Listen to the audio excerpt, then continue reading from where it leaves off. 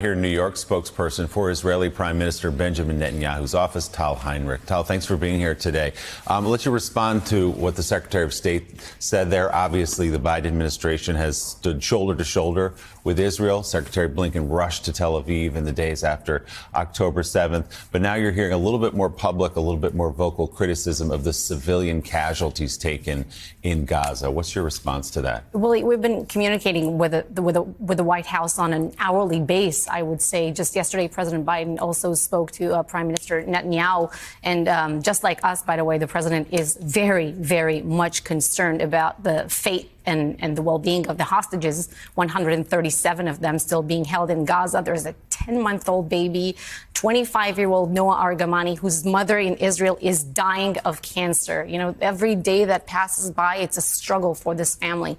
And you're our best friends. America is our best friend. We take advice. We follow in the footsteps of the scheme of the international coalition to defeat ISIS.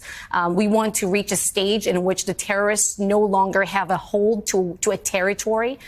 And we are doing everything humanly possible to ease the civilian suffering in Gaza to the extent possible, and also to safeguard the civilian population there. Now, as you know, we're acting in a very surgical, judicious way. We put out, when we move forward to the next stage, as we move southwards to continue to operate against their strongholds, we put out this evacuation zone map, which divides the Gaza Strip to numbered zones. It's very, very detailed. And when we go to fight a terrorist in a certain area, certain neighborhood, certain zone, we announce ahead of time where we're going and when we're going. And I'm sure that families of service members and friends are watching us now and wondering, well, what kind of military does that? Who announces ahead of time where exactly their troops are going to operate? Well, this is what we do because we're moral. And we should say, as we've said 1,000 times over the last 2 months, this is what Hamas does. It puts itself behind civilians. It puts itself in hospitals and schools and has no regard for its own people, effectively. But when these civilians were told to move from the north and they move south, they thought they were doing the right thing. They go to refugee camps, and still so many of them are being killed. What do you say to a civilian who says, I am trapped here in Gaza, I have nowhere to go, I've done what the Israeli government said, get out of the north, get to the south, go to these camps, and still too many of them are dying? Well, this is a war situation. Nobody but Hamas wanted it. They dragged us into this war. There's no perfect solution here, right?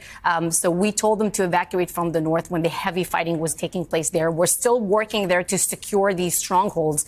There's still fighting taking place in the north. People have to remember in Jabalia and Shaja'iyah.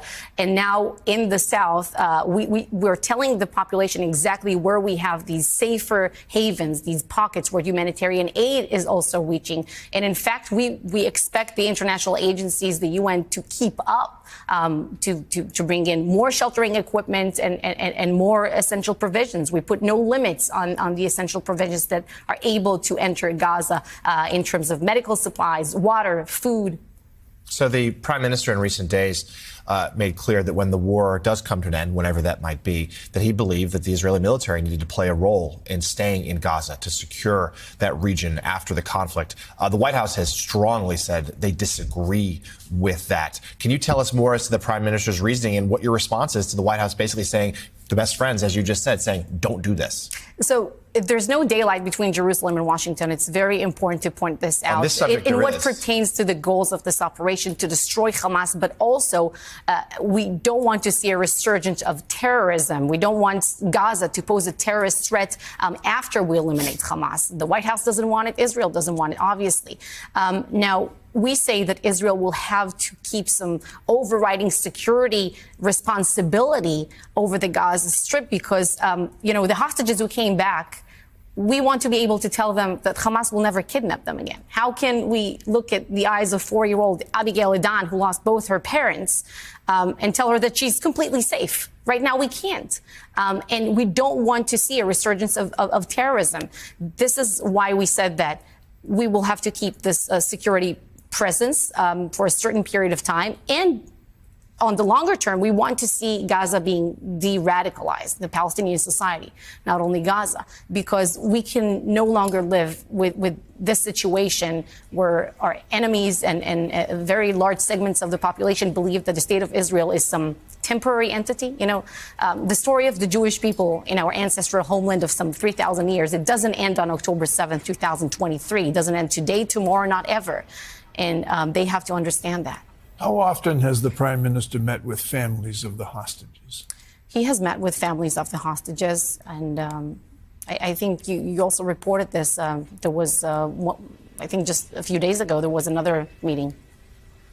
What kind of pressure can the world, Israel, the United States, the world, put on the Red Cross to be allowed to actually find out who among the hostages needs help now, medical help now, and they've been refused entry, they've been refused access to the hostages? What kind of pressure, added pressure, can be put on them?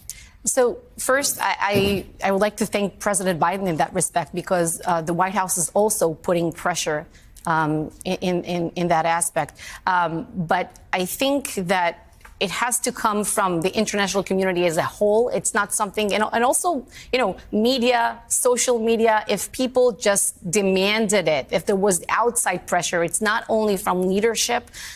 It's something, it's so basic. It is so basic that the hostages will be, or the Red Cross would be able to get access to the hostages to examine their condition. I mean, and not only that, when we tell the Palestinian civilians of Gaza that we want them to evacuate to a certain zone for their safety, to safeguard them. If some of these international agencies that have some presence on the ground, the Red Cross, UN agencies, would have told them as well to heed our advice, that would have helped a lot. We have our ways to reach them: leaflets, phone calls, media, social media. We're doing everything humanly possible, but we could have seen probably better results if some of these international agencies would have repeated what we tell the population. The first objective, as you've said, as the Prime Minister said, is to get these hostages home. 137 of them left. I told you we had the parents who live on Long Island, Israeli Americans, of a 22-year-old named Omer, who's being held there. They haven't heard from him since October the 6th. Can you speak to the tactical difficulty of reaching these hostages? And what would you say to parents like those of Omer right now? So we're all hugging these families right now. Obviously, it's a holiday, Hanukkah. It makes it even more difficult. And, these hostages have been held there for 2 months now. It's unfathomable. We have definitely some idea, some intelligence, but it's a very complicated situation. We're fighting there. We want to bring them back. And we know that Hamas only responds to pressure. If we didn't put military pressure, if we weren't hitting them as hard as we are right now, and we did before, we wouldn't have seen the release of hostages. So that's what we're doing right now. You had that truce for 7 days that you got some of the hostages released. That broke down. Is there come hope? Day 8. Is there hope that there could be another truce, that we could get more of these hostages home to their families? Wait, one way or another, we're working in various avenues to bring about their release. The goals are, as we said, to eliminate the Hamas terrorist regime and bring all hostages home. Now, these two goals, they go hand in hand. They're not contradictory.